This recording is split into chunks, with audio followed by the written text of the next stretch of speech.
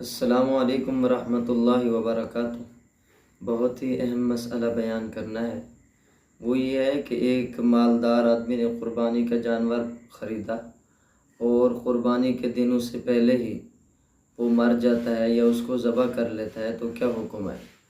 تو اس کا جواب یہ ہے کہ جب اس نے قربانی کا جانور خریدا اور ایام قربانی سے پہلے وہ جانور مر گیا یا اس نے اس کو ذبح کر لیا تو اس کے ذمہ واجب و لازم و ضروری ہے کہ وہ دوسرا جانور خریدے اور قربانی کے ایام میں اس کی قربانی کرے۔